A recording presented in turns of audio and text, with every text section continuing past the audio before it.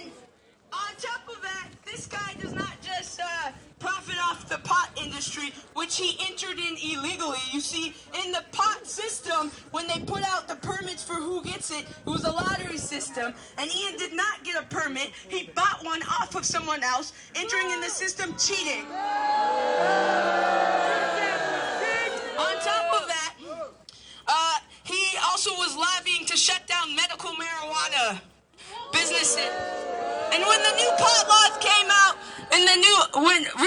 when the Seattle Council changed the zoning laws, this guy was pushing to not allow weed downtown because he's trying to monopolize this market. And another instance of monopolization happened in Capitol Hill. Someone was about to open the first pot store in Capitol Hill. And what did he do? He bought the building right next door to it, and he opened up an arcade store, didn't you? Now, the arcade store, you see, the thing about that is kids are in arcade stores and they're zoned away. He shut down the first pot store in Capitol Hill before it was able to be opened. And now what do you think he's about to do? Open the first pot store in Capitol Hill. So not only did he take this block, but on top of that, he's not playing fairly. I mean, this is the type of guy who made his money off of sex phone lines. It's just a greasy guy. Do you have anything to say for yourself? Okay, so why we're demanding this land back is because this guy made money off of the businesses that we owned right here. Right here, there was on 23rd and Union, that was our corner. Those were our markets. And now that it's legalized, we've been pushed out of the marijuana market. And we're not going to stand for this. We're not going to stand for inequitable pot laws. We're not going to stand for gentrification. Gentrification stops now.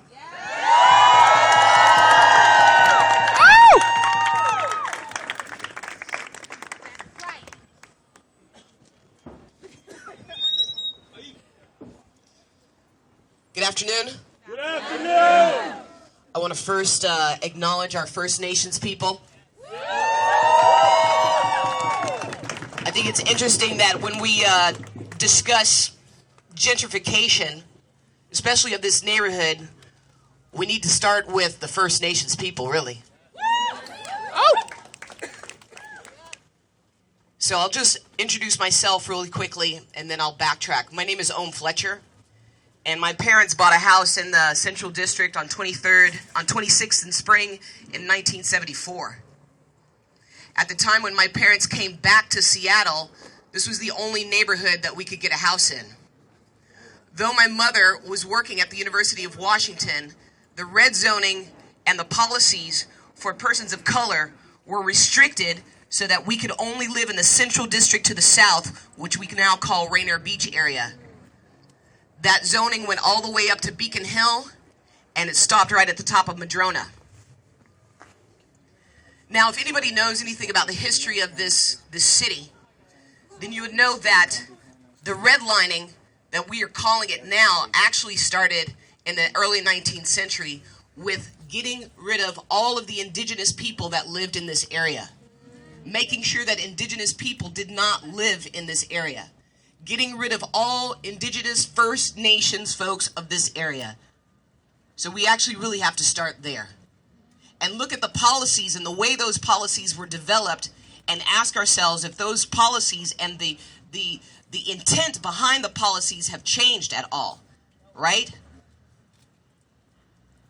So let me just go forward then. When you had black and brown folks living in the area, redlined and zoned only to live in this area, only redlined and zoned for this area. All right, let's be peaceful. Let's be peaceful. Okay.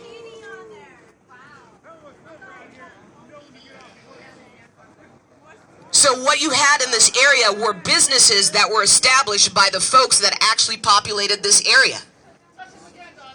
So on this side over here, excuse me, you had one of the historical black banks that no longer exists and is demolished.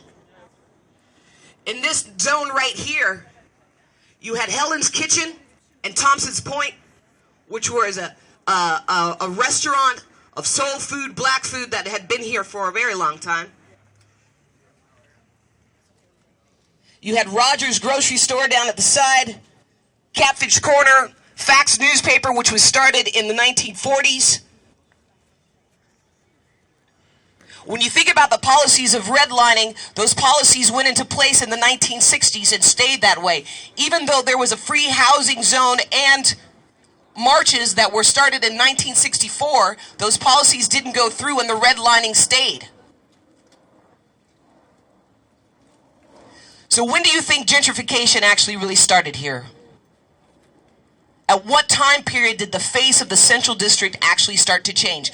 And while you had black and brown folks here, you had a lot of policies that were put in place to make sure that we didn't actually have the good schooling, the good infrastructure, the good zonings for us to actually continue to create our own businesses and also have quality schools.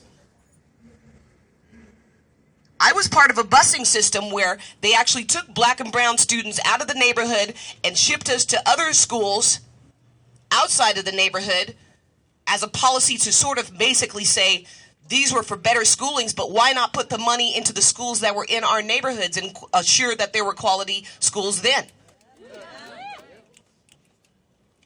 One thing to know about me is I was gone for like 10 years. I just got back in 2013. I went to Europe and I came back. I left in 2005. Imagine my surprise when I came back to live in my house again in 2013 and saw what happened to my neighborhood. I can tell you honestly, I cried for months. I am the last remaining black member on my block on 26 between Union and Marion. The last black neighbor. So some people want to say, you know, they want to go along with this stereotype about black and brown folks are so lazy and they're not actually trying hard enough and they're not getting the jobs and they don't have the economics. But what really is that racial policy that we're talking about right now? Why is it that liberal Northwest folks cannot get the fact that there is a design in the policies that assure that black and brown folks aren't able to succeed to the next step? It cannot be possible that Mr. Washington, who is retired from Boeing, who was there when Boeing was doing the strikes in the 70s for equal labor practices, that his third generation grandsons and daughters cannot get jobs there. You want to know why? Because Boeing has decided that for the branch of the pie, for those people who get to be employed there, you have a percentage of white folks and then you have a percentage for all those other persons of color, the marginalized persons. So if we look originally when Boeing first really started and got off the ground, they had no problem taking ex-military black folks and employing them there to create things, right? They had no problem taking the historical Chinese folks that were already here to start and create things, right? They had no problems taking native folks that were already coming from the outskirts after having been pushed out of the neighborhoods to work there and create things for them, right? But now that policy, you still have a larger number of white folks that get the jobs, but the pie for the minoritized person is smaller. What that ensures then is that the second generations that built that business and the third generations that built that business, they don't get jobs, they don't have economic equity to be able to move forth and maintain what's going on here. Right? Right. What about the property taxes? Does anybody know the percentage of property taxes that have been raised over the last 15 years because you've got Microsoft and Amazon and Starbucks? It saddens me sometimes because, you know, I have a very mixed crew of friends. You know, I'll be the first to tell you, you know, I'd like to see it possible for everybody, metaphorically, to be able to walk about the cabin freely. You know, indigenous, black, Hispanic, East African, lesbian, gay, transgender, physical disabilities. We should all be able to walk about the cabin freely. But we all have to be careful to make sure that we understand the history of what's going on here. Because this guy, it would not have actually been possible for him to actually do what he did if there wasn't some actual policy going on and hands being shaken behind closed doors to allow him to get what he got. Like, we can see money is definitely running things, right? Money is definitely running things. But there are politicians who are allowing for things to happen. Back in 1995, I used to be a juvenile investigator for Northwest Defenders Association. And I can tell you, at that same time, I lived in my family home, and there was a Winnebago that was here parked on this corner that was arresting juvenile youth, black and brown men and women for weed. And then there was a second Winnebago, and it was over on 23rd and Cherry. And it was parked there right by Garfield High School, right by Nova. That used to be Summit K-12, but then before that was Nova. And that same thing, they were taking Polaroid pictures against a person's actual rights, listing them and posting them on boards at the police departments of East Precinct and downtown. There were kids based on Clinton's policy of 3 strikes, you're out, going to juvenile detention. And if you have 3 felonies, you know what that means for you if you're 16? You go to prison. 3 strikes. Do you know how many kids I got to watch go to prison at that time?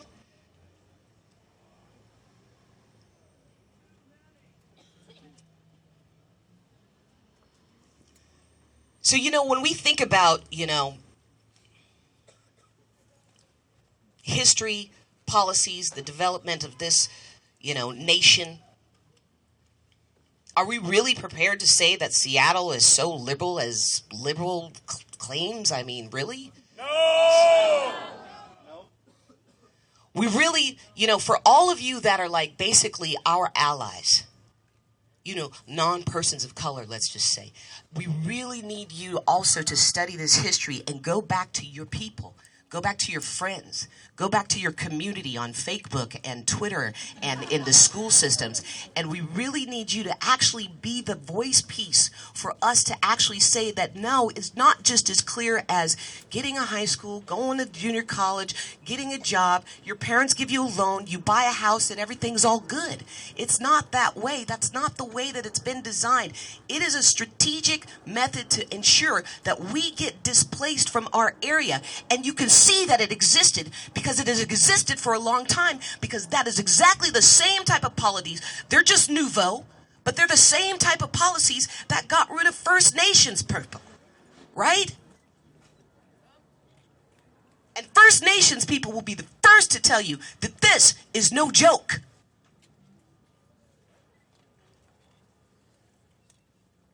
So I just wanted to say, I'm still living in my neighborhood. I've moved back into my house in February. And since February, on foot, because frankly, I'll just say it, I'm a punk rocker. And, I'll be honest, I smoke weed, I do. I dabble occasionally. I have never bought a single anything from this place right here. Not one iota. And anybody who comes to my house for a party and they offer and they go, oh yeah, I was up at Ikes, I'm like, hey, no, sorry. Why? Because there was a children's school over here already with the church. How is it possible that this place got here when you already had this church here that had children that were already been here for 15 years doing schooling? What's the rule? Isn't there a rule? And since then, if I dress in my, lazy, I'm going to get up and not think about what I'm wearing, all black attire and walk, I have been stopped 6 times by SPD since I've been back in my neighborhood. 6 times on foot. 6 times. Always with the characterization of a 16-year-old black male that fits the description. Of what? And you know what's sad about it? Of the 6 times that it happened, 3 of them actually happened over here while I was going to the post office, trying to mail some stuff at night. 2 of the times that it happened, there was enough weed right here in front of the neighbor lady, wafting, that I thought for sure when I heard the whoop, whoop, whoop, I thought they were going to go talk to some folks over there. But no, it was me that they were looking for. And then you know what was also interesting about the technology now, this like technological age, because everybody's looking at these videos and they're going, wow, really I see the like anti-blackness. I see the police brutality. I see it. This shit has been going on for a long fucking time. The only difference is now you got a video and you can see it. Who's got the video of the Hispanic brother down in Pasco who's like throwing rocks? Where's that video? Who's got a video of the indigenous activists who like have been burnt down and shot down? Who's got that video?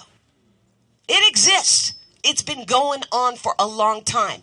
But what happened to me is that people came over with the video and they're putting up their phones, but nobody was saying anything. There was not the person who was holding up the phone and going, wait, I'm recording you. I'm watching what's going on. I want your badge number. I want to know, why are you stopping her? I just saw you walking across the street and that person was just minding their own business. No, everybody's so eager to capture the moment now that you have to think about that. All of those videos that you've seen, how many times did you hear somebody's voice in protest for what they saw and what was going on? Now it's just who's going to get the hits. Where's the humanity? And then, once they discover that I'm actually not a 16-year-old black male that fits the description, but I'm actually a 45-year-old African-American woman with 2 generations here, whose grandfather was head of the United States Civil Rights Commission, whose father was a Black Panther and SNCC, whose mother teaches black feminist thought, what about it? What would have happened if I'm a 16-year-old black male? What then? What were you about to do? What's going on? What do you want? I'm just walking. So now I got to be afraid to come out of the house in a neighborhood that I've been in since 1974? You got to be kidding me. Yeah. So, we need everyone and all of you, especially those of you who are not persons of color, to actually get to your families, dig in, Just like this evil weed and seed policy that they actually enact on our neighborhoods, you need to weed and seed your relatives. The people who vote, the people who have jobs.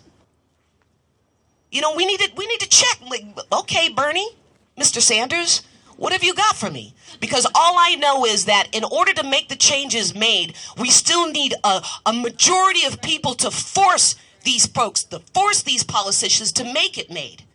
We can't, there's no Messiah.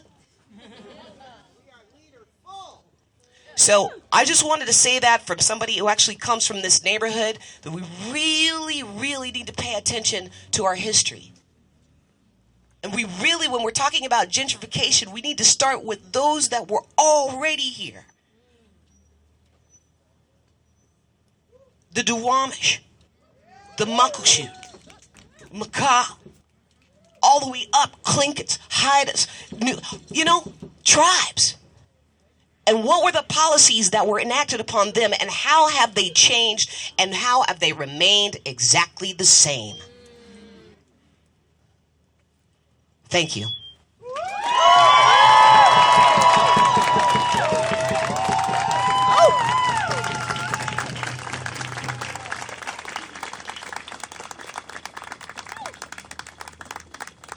You're welcome to speak anytime you like.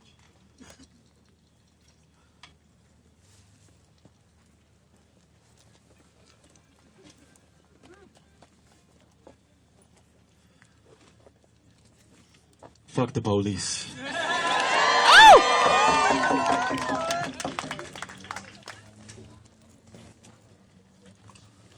I want you guys to repeat after me. I am on indigenous land.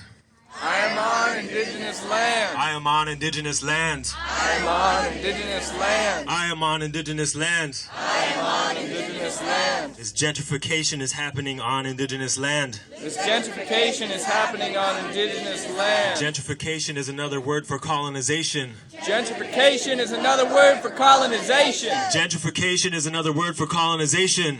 Gentrification is another word for colonization. Fuck colonization. Fuck colonization. Fuck gentrification. Fuck gentrification. And fuck the police. And fuck the police. Make some noise.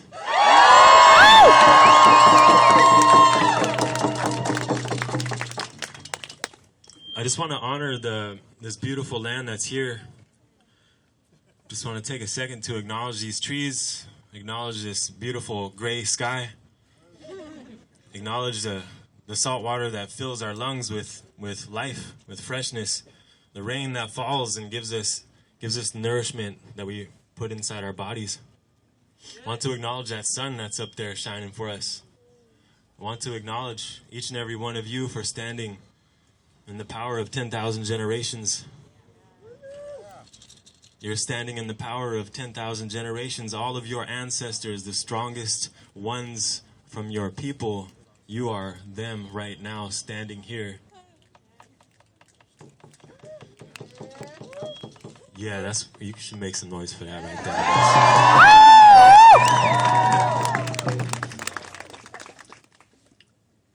Look, it's important that we come here and support each other. And I'm glad to see people of all different colors, shapes, sizes, backgrounds here doing this. And we're from Southeast Alaska and several other tribes as well, from Southwest and Midwest and several different places. All different kinds of, Washington. She never lets me forget.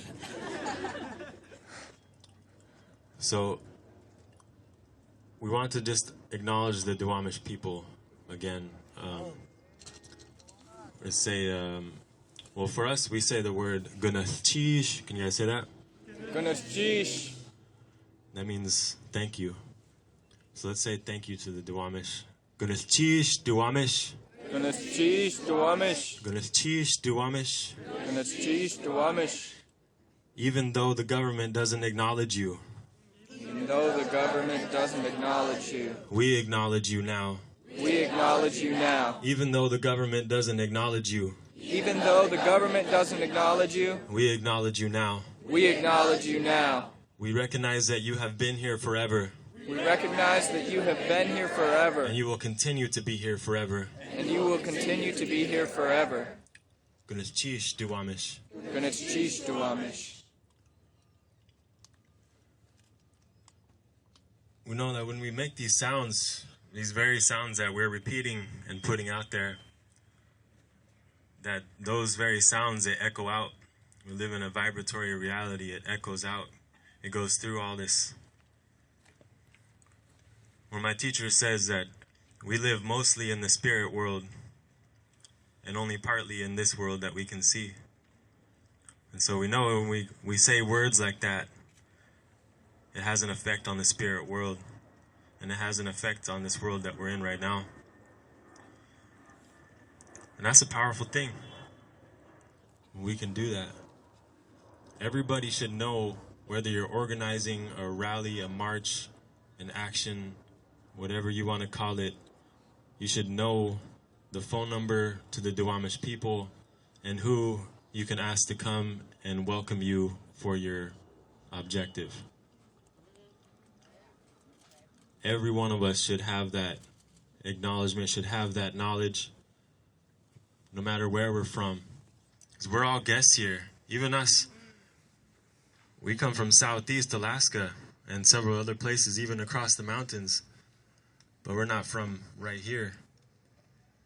So we're guests too. And how is it that a guest conducts themselves when you're in somebody else's house? How do you conduct yourself as an unexpected guest who shows up inside somebody's house? Ya atwu ne. You show respect. And that's what You know, we're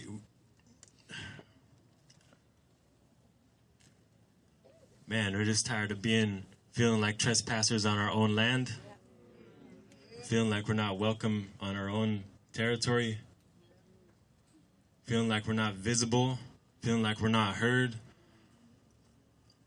And so we got to get together and do this type of thing more often, you know? So I appreciate the organizers of this. I appreciate the organizers of this.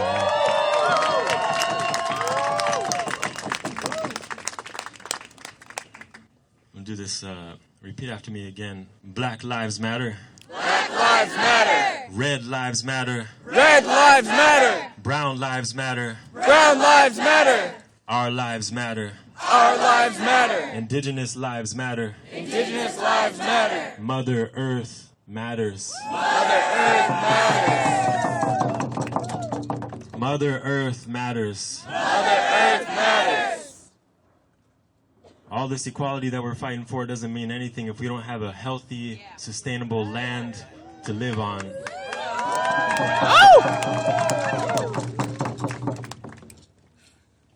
And that's why I'm thankful Seattle has good public transit. Look at that bus going by, electric trolley. Because I think about that a lot, you know? I don't drive. I look out and I see how many people are driving one person in one car all day, every day, to and from work, to and from these different places. And it's hard for me to acknowledge and to believe in the fact that me getting someplace quicker and more conveniently is more important than a healthy life and future for my future generations. It's hard for me to believe that. We got so many resources, so much intellectual power that we can find another way to move our bodies from one location to another. Our people have always done it. We took canoes. That made us strong as hell, boy. We were strong as hell. All day, every day, we paddling around them canoes. You literally pulling your own weight. Pulling your own weight. Pulling your own weight. And you ain't have to contribute to 76 or Shell or whatever it is. You don't have to contribute to those corporations. So, we stand here in support of everybody who's here. We stand here in support of each and every one of you. We're going to sing a song. The song says, "Now is the time, let us move as one. We are taking back what is ours. Now is the time, let us move as one. We are taking back what is ours." Why don't you repeat after me? Now is the time. Now is the time. Let us move as one. Let us move as one. We are taking back what is ours. We are taking back what is ours. We are defending indigenous lands. We are defending indigenous lands. We are defending indigenous lands. We are defending indigenous lands. We are defending each other We are defending each other in the fight for true humanity. in the fight for true humanity.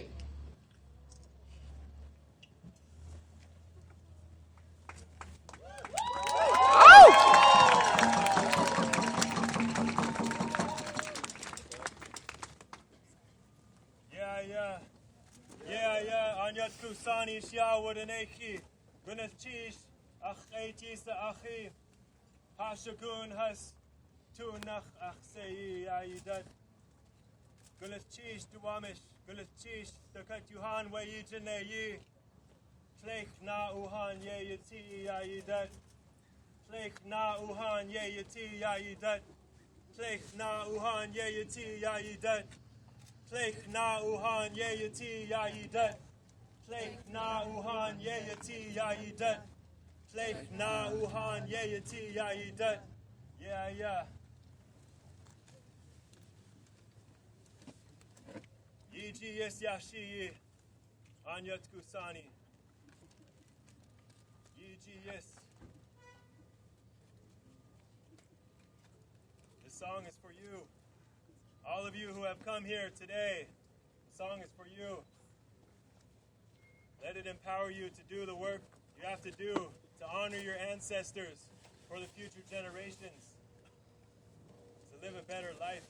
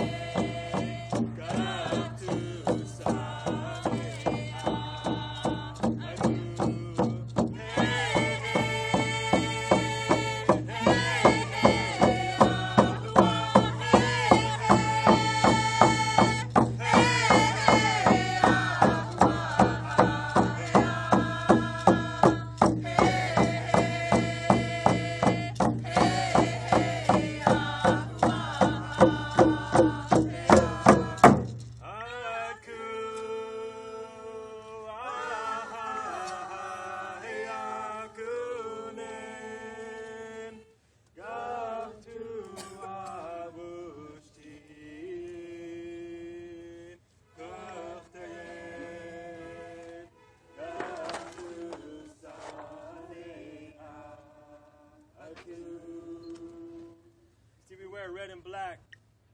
We're wearing red and black to unify our struggles here as well. Yeah. Gulachich. Gulachich.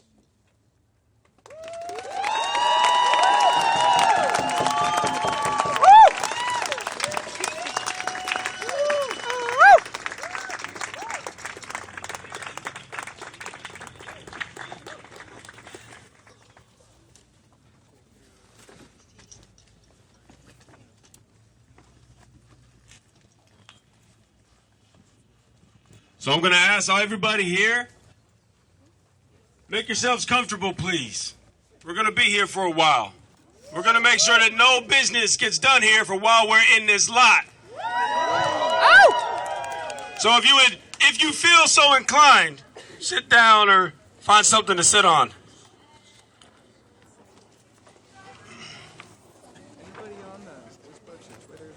Yeah, dude, I'm live streaming right now, but I can't use my device to share the live streaming link. Okay. What do you need? So it's on Decolonize TV. I sent out a group message to Everybody settles down and figures out what we can do. see it to like send out WhatsApp. Oh, okay. Yeah. See what's happening. I'm sorry. One more time. Decolonize.